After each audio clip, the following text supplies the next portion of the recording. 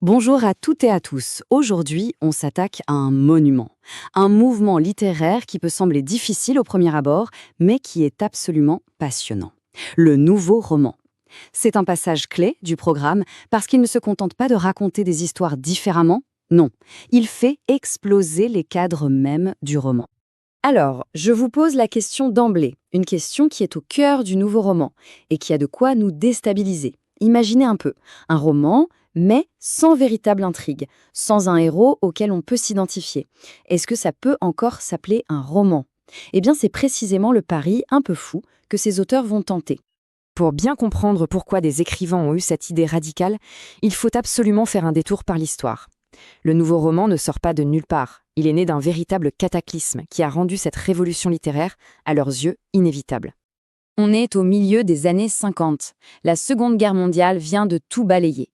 Le monde est en ruine, et pas seulement les bâtiments, ce sont les grandes idées, les valeurs humanistes, la foi dans le progrès, tout ça s'est effondré avec l'horreur des camps. Du coup, le vieux modèle du roman du 19e siècle, celui de Balzac, avec ses personnages si bien construits, ses intrigues si logiques, eh bien tout ça paraît soudain complètement dépassé, presque malhonnête. Cette citation de Claude Simon, qui a eu le prix Nobel, elle est essentielle, elle frappe fort. Il nous dit clairement: regardez, après Auschwitz, on ne peut plus faire comme avant.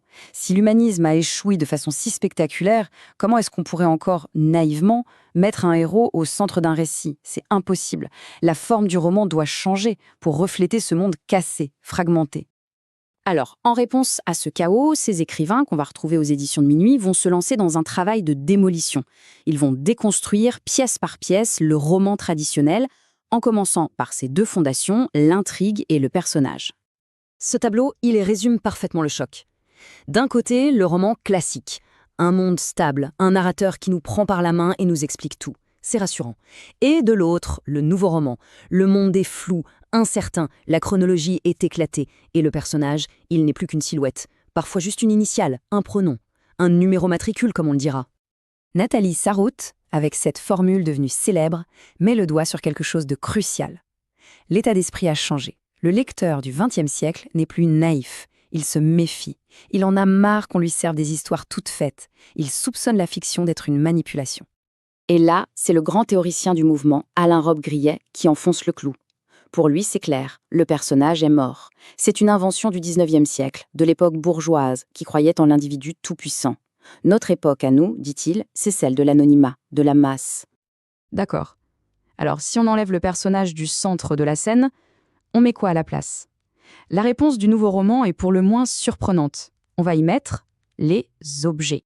Et ça porte un nom, le chosisme. C'est une notion que vous devez absolument maîtriser pour le bac. L'idée, c'est de décrire les choses, juste les choses, pour ce qu'elles sont. Fini les descriptions qui servent à nous renseigner sur la psychologie d'un personnage. Non. Ici, on décrit une chaise, une tomate, un cendrier avec une précision quasi scientifique, jusqu'à ce que l'objet devienne plus important, plus présent que les humains autour. Regardez cet extrait de Marguerite Duras. On est en plein dîner, la tension est palpable entre les personnages, mais tout à coup, la narration zoome sur quoi? Le saumon dans l'assiette.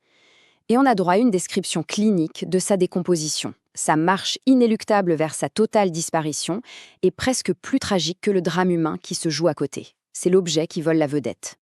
Robbe-Grillet, lui, va encore plus loin dans la jalousie. C'est l'exemple parfait.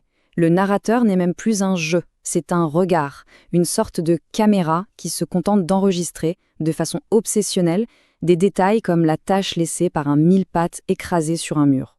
Il ne sait rien, il ne peut rien affirmer, le doute est partout, la réalité se dérobe.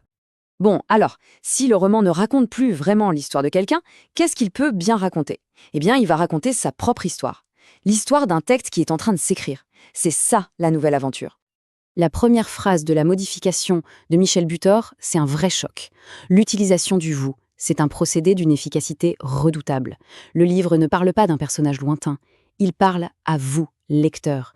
Il vous force à entrer dans l'histoire, à devenir le personnage. C'est déstabilisant et c'est totalement voulu. Italo Calvino, un auteur proche du mouvement, pousse la logique encore plus loin. Là, le narrateur brise carrément ce qu'on appelle le quatrième mur. Il s'adresse au lecteur, en le tutoyant, pour parler du livre qu'il a entre les mains. Le livre se commente lui-même, en direct. Et tout ça, c'est parfaitement résumé par cette formule géniale de Jean Ricardou, retenez-la bien, le sujet du roman, ce n'est plus une aventure qu'on raconte avec des mots, c'est l'aventure des mots eux-mêmes qui cherchent à raconter quelque chose sous nos yeux. Et le point final de cette logique, on le trouve peut-être chez Samuel Beckett. À la fin de Malone meurt, le personnage est en train de mourir, mais l'histoire aussi, et même le langage. Tout se décompose jusqu'au dernier mot du livre. Plus rien. Le silence. C'est la mort symbolique du récit traditionnel. Alors, face à un roman qui montre tous ces trucs, qui se construit et se déconstruit sous nos yeux, quelle est notre place, à nous, lecteurs ? Notre rôle change du tout au tout. Fini le lecteur passif qui ne fait que consommer une histoire, on devient un joueur, un partenaire. Comme le dit très bien Calvino, on accepte d'entrer dans le jeu parce qu'on en connaît les règles. On n'est plus dupe des artifices du romancier, on devient son complice pour reconstruire le sens. Et on en arrive à la question finale.